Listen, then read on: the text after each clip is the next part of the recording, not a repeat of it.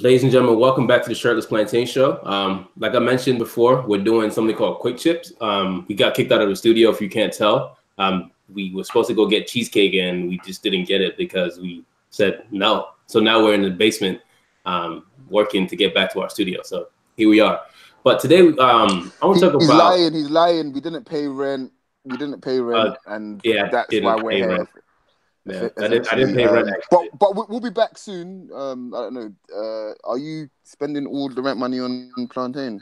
Because I'm actually spending my rent money on So today we want to talk about Haram. Actually, the other day, a good young gentleman asked me to make an 11 of players who are Haram. And I thought to myself, said, there's a lot of players who've done some crazy stuff in the world of football. So you know what's the best thing to do? Let me go get an imam for him to kind of walk us through. So let's start off with his 11. Who would be in your starting 11 for the Haram 11 for you? Assalamu alaikum. Wa alaikum salam. So my first player has to be Reyes Mobley, the Algerian national team goalkeeper in the World Cup 2014. Okay. I'm not going to say much other than the fact that he has 2 tears tattooed on his face. That's as far as we'll go with that. That's it. Serge Aurier as my right back, because have you seen this guy cross a ball? There's nothing holy about him crossing that ball. It is pinpoint every single time. Some may say he's using gins. Some may say that. Then we have Shkodran Mustafi. He goes down quicker than any of the prostitutes Dele Alli has been with in the last year or so. Okay.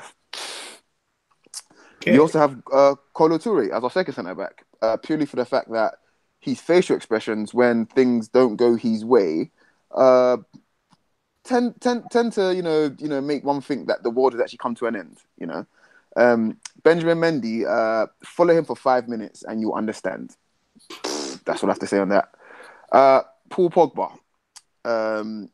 So nobody knows how to party like a francophone after a World Cup. That's it. Yaya Toure. Have you seen this man in transition? Again, haram. Forget about it. Also, he picked up Adam Lallana like he was, I don't know, an action figure. So there we go. Terrible. Just picked him up like he's a doll. It was just terrible. He might have killed him. Mesut Ozil. Again, I mean, what is there else to say? I mean, still pretty much, one of the best final passes you'll ever hope to see. Again, nothing halal about that. And he also does like a bit of the old balloons here and there as well. Again, nothing halal about that. Mm-hmm. Which brings me on to our first wide forward, Hatem Ben Arfa. Bring me any transcript of 1 year, any of the clubs he's been in, and that's enough. Frank Ribery. Actually, no. Frank Ribery, we'll just leave it there. We'll just say his name and leave it there. That's it. That's what we have to say. That's it. And of course, our number 9 is going to be Karim Benzema. Go on his Instagram page.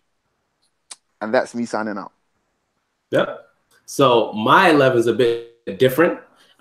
In goal, I had Mark Busnich. If you guys don't know who Mark Busnich is, Mark Busnich had a cocaine addiction. That's all we're going to say about that.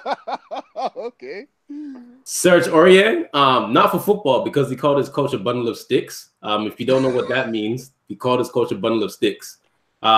Second, center back will be John Terry. Not only did he sleep with Wayne Bridges' wife, he tried to get a handshake from Wayne Bridges like he didn't do anything wrong. That's just pure haram.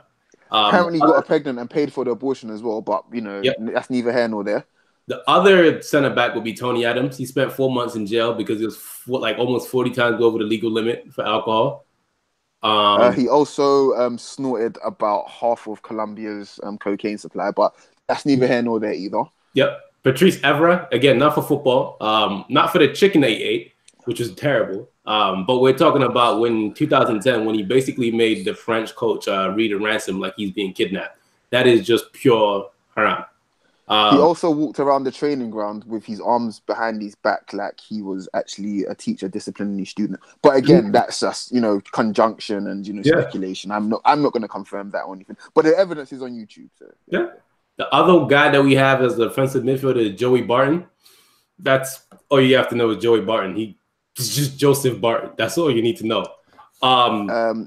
Darbo has some words about him as well. I mean, he literally rearranged his face. But again, that's neither here nor there. The evidence is there on YouTube and the internet as well. He's most likely a racist as well. But again, that's just speculation. Speculation. Yeah. The other center midfield would be Jermaine Pennant.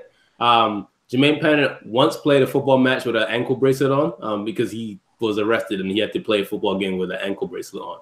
And another fun story about Jermaine Pennant, he got arrested one day and they asked him, "Who are you?" And he said he's Ashley Cole, excuse me. Yes. I remember that story. He was pulled over for drink driving, getting drunk and driving, and they asked him who he is, and he said that he's his teammate, Ashley Cole. Just pure haram. The other one, I'm just going to say his name, and we're going to move on. Ryan Giggs. My front three, they all speak for themselves. They're all just the most haram front three you can ever have. Diego Maradona, George Best, and Eric Cantona. That's it. I don't know what else to say, but that's it. So between Maradona and Tony Adams, you have got what made Pablo Escobar rich. Yeah, that is it. That's it. That is it. Yeah. My coach for this Haram XI would be Unai Emery because he is not good at his job. A terrorist. Yeah. My coach for this Haram 11, would probably be Neil Warnock. Oh God, the Brexit man himself. What better man to manage 11 Muslims than someone that has got such a hard on for Brexit? It probably makes him cry. Yeah. So, ladies and gentlemen, there you go. 22 players, all full of haram. If you don't know who any of these, a special shout out will go to Patrick Kluivert actually because he actually killed a man in 1995. So there's that. Patrick Kluivert was Marco Alonso before Marco Alonso was Marco Alonso. So once again, this is Quick Chips. So what was the driving force behind both Kluivert killing somebody? And Kluivert killing someone. What the driving force behind that? Their right foot. Okay, so they couldn't stay in their lanes. They could not stay in their lanes. Then okay, fair enough. Yeah. That's that. So I guess that's what accelerated them to stardom. Yes, that's accelerated their careers into overdrive. Oh. Ladies and gentlemen, okay, I'm out. We really, really want to thank you for continuing to watch our show. This is Quick Chips once again. Once we get our studio back, we'll give you guys pay the damn rent, man. Yeah, we have to pay the rent. But again, please don't forget to subscribe, leave comments, like it, share it with your family, your cat, your dog. We really appreciate you guys. Thank you so much once again. Thank you all.